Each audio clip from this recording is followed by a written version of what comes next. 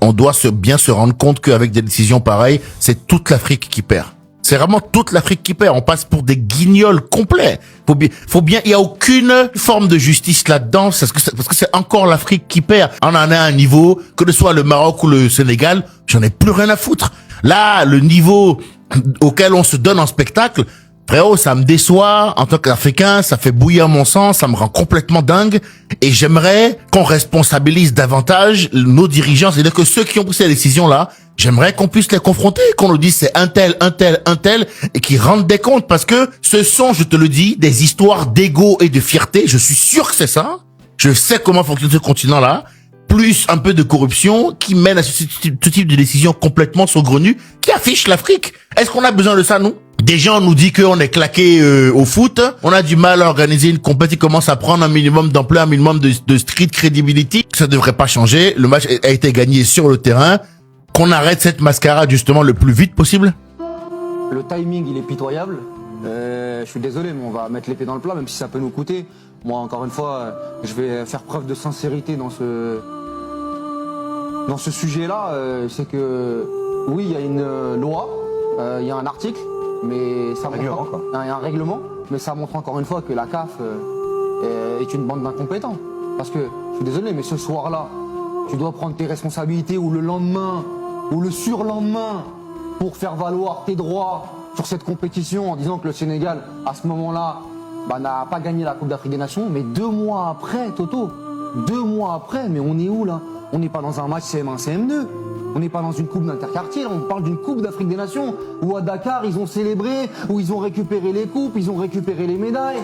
Donc aujourd'hui ça veut dire que le Maroc, là où on n'a pas vu une image de célébration pendant la rencontre, en fait on a une espèce de no-show, d'accord, forfait, où aujourd'hui donc Brahim Diaz a gagné la CAN, avec tout ce qui s'est passé. Que Walid Regragui qui va se barrer là, qui s'est barré, il a gagné la Coupe d'Afrique des Nations. Et les Marocains, aujourd'hui, même les Marocains, ils vont vivre avec. Là, mais là, je sais ils pas. vont vivre toute leur histoire avec une CAN gagnée sur tapis vert 2 mois après. 2 mois après. Mais moi, je vais te le dire, hein, moi, ce football devient de plus en plus repoussant, en fait. Ah, oui. Non, mais il y a des choses. La crédibilité de la CAN. Quand on dit, nous, on met en avant cette compétition, mais il n'y a plus aucune crédibilité avec ce type de décision, avec ce timing désastreux. C'est fini. On passe pour des guignols.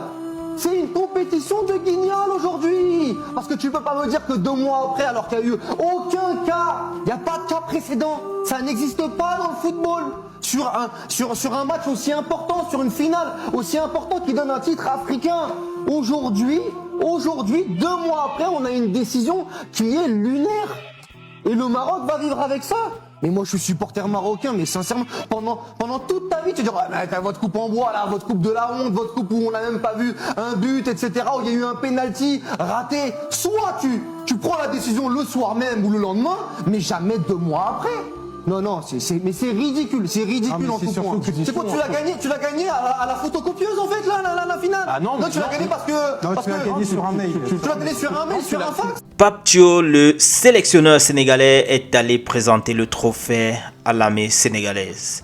Cette histoire m'a fait un peu rire, comme quoi Marocains, venez récupérer, même si c'est avec les armes, on va finir avec vous. Bref, ça m'a un peu fait sourire. C'était là quelques petites réactions que je vous ai passées au début de cette vidéo. Ça continue d'énerver, de choquer les gens. Cette affaire de trophée, de coupe qu'on veut donner au Maroc. Selon le journaliste Naha Richard, le président de la CAF a appelé le président de la République du Sénégal cet après-midi. Pour dire quoi? Pour discuter de quoi? I don't know. Peut-être on en saura un peu plus dans les jours qui vont suivre. Ce qu'il faut marquer ici en ce qui concerne le 2e trophée ou bien la 2e étoile du Sénégal, la Fédération sénégalaise de football s'en excuse en ce qui concerne les maillots qui sont actuellement disponibles et qui ont été produits par l'équipementier Puma. C'était des maillots déjà lancés, du moins la production a été lancée avant même que la coupe ne soit validé, du moins avant même qu'il ne remporte cette 2e coupe, mais il n'y avait pas la possibilité de stopper la production, nous apprend la Fédération sénégalaise de football. Donc du coup, vous devez recevoir, en ce qui concerne ici les fans du Sénégal, vous devez recevoir les maillots sans la deuxième étoile dessus et la deuxième arrivera dans le stock de septembre prochain. Je vous résume comme ça rapidement le communiqué de la Fédération sénégalaise de football. Ici, c'est l'attaquant qui nous fait savoir qu'une grande partie des supporters rejettent la Coupe du Maroc. Beaucoup de personnes ne se retrouvent pas dans cette affaire de trophée qu'on veut attribuer au Maroc 2 mois après. 2 mois de prolongation, les amis. 2 mois de prolongation. Vous voulez avec ça que les Européens, les clubs européens, les dirigeants de football européens nous respectent avec ça? Non, il faut avouer que Patrice Motsepe, le docteur Patrice Motsepe a fait fort cette fois-ci. Parce que je ne vais pas regarder les membres du jury d'appel. Déjà que l'un d'eux disait déjà que moi je n'ai rien fait, je n'étais pas parmi ceux qui ont décidé. Donc mettez-moi en dehors de cela. Vous avez vu, c'est Mohamed Djama, je crois bien, qui s'exprimait comme ça là dans une vidéo. Je vous présentais ça déjà hier. Et il disait déjà, je n'étais pas parmi ceux-là qui ont décidé. Il avait déjà ses mains. Bref, attendons, on verra ce que le TAS va décider dès que le Sénégal va s'y rendre. Là, c'est Samuel Eto'o qui souhaite une bonne fête, n'est-ce pas, à ses frères et sœurs musulmans. C'est jour de fête Bakada Salah. J'espère que je prononce bien. Bref, fêtez bien, c'est votre jour de fête. Nous allons terminer ceci avec Manchester contre Bournemouth. C'est 0-0 à la 43e minute. Voilà, Bryan Mbeumo est en pointe seul. On espère qu'il va pouvoir trouver le chemin des filets aujourd'hui. Ils ne sont qu'à quelques longueurs du deuxième.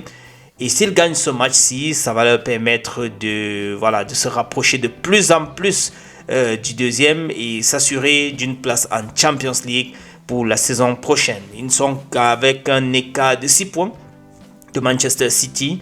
Et en gagnant ce match, c'est un très très bon jump vers l'avant. Et nous allons finir avec cette actualité concernant la FIFA. La FIFA qui a décidé qu'au moins une femme sera désormais sur le banc de touche en ce qui concerne les sélections nationales féminines à compter du mois, je crois, de septembre. Voilà, il doit y avoir au moins une femme, du moins 2 femmes, et une de ces femmes-là devrait être entraîneur de l'équipe nationale. Voilà un peu la réforme qui a été communiquée par la FIFA ces dernières heures. Bref, les amis, c'est tout ce que je voulais partager avec vous pour ce soir. C'est un peu calme. On se retrouve demain s'il y a de nouveaux updates. Et d'ici là, portez-vous bien. Bon week-end. Ciao.